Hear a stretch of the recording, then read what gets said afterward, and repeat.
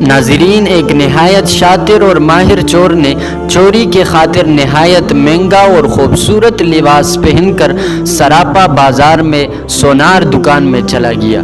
Sonar نے جب اس امیر دیکھنے والے شیخ کو دیکھا جس کا نورانی چہرہ چمک رہا تھا تو سونار کو ایسا لگا جیسے اس کے دکان کے باغ جاگ اٹھے ہو۔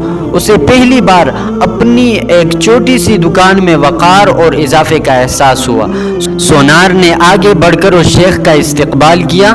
شیخ کے بحروب میں چور نے کہا کہ آپ کے بہترین استقبال سے ہم بہت متاثر ہوئے، اس لیے آج آپ کی دکان سے خریداری ضرور ہوگی۔ اسی دوران ایک عورت آئی جو چور کے درپیشہ تھی۔ دکان میں داخل ہوتے ہی شیخ کے پاس گئی اور ان کے ہاتھوں کو بوسہ دیا اور التجائی لہجے میں اپنے اور اپنے اہل عیال کے لیے خیر اور برکت کی دعا کے لیے کہا۔ سونار نے جب یہ دیکھا تو اسے رہا نہ گیا اور معذرت خواہ لہجے میں کہنے لگا کہ اے محترم شیخ، لا علمی کی معافی چاہتا ہوں مگر میں نے آپ کو پہچانا نہیں ہے۔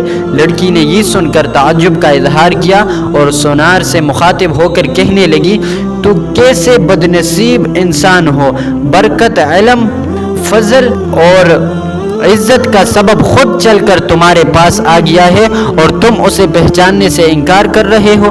لڑکی نے شیخ کی طرف اشارہ کیا کہ یہ فلاں علاقے کے مشہور معروف بزرگ ہے جنہیں خدا نے کثرت علم، دولت کے فراوانے اور ہر قسم کی دنیاوی نعمتوں سے مالا مال کر دیا ہے۔ لوگ ان کی ایک جھلک دیکھنے کے لیے بےتاب رہتے ہیں۔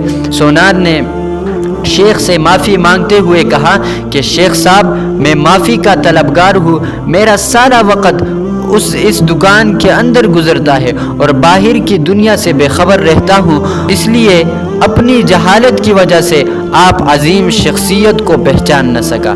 شیخ نے سونار سے کہا کہ کوئی بات نہیں، انسان خطا کا پتلا ہے، غلطی پر نادم انسان خدا کو بہت پسند ہے۔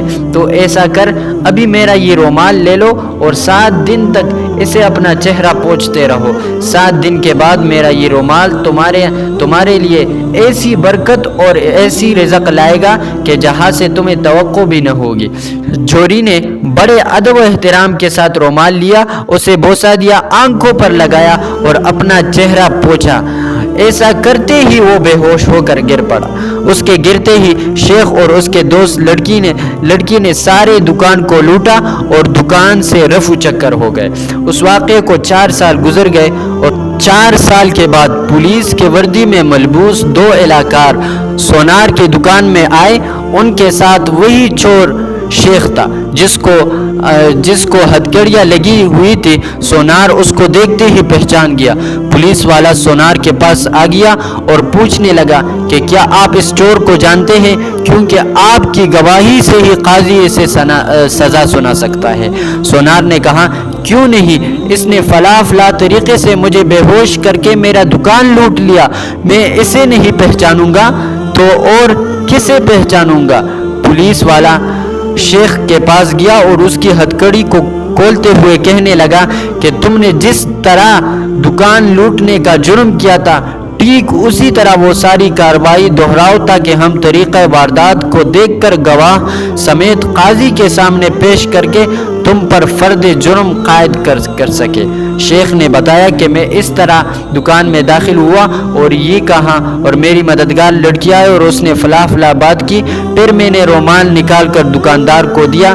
پولیس والوں نے جیب سے ایک رومال نکال کر شیخ کو تھمایا۔ شیخ نے سونار کے پاس جا کر اسی طریقے سے رومال پیش کیا تو پولیس والا سونار سے کہنے لگا کہ چلو آپ بالکل ٹھیک اسی طریقے سے رومال کو چہرے پر پھیرے جیسے اس دن پھیرا تھا۔ سونار نے ایسا ہی کیا اور پھر سے بے ہوش ہو گیا۔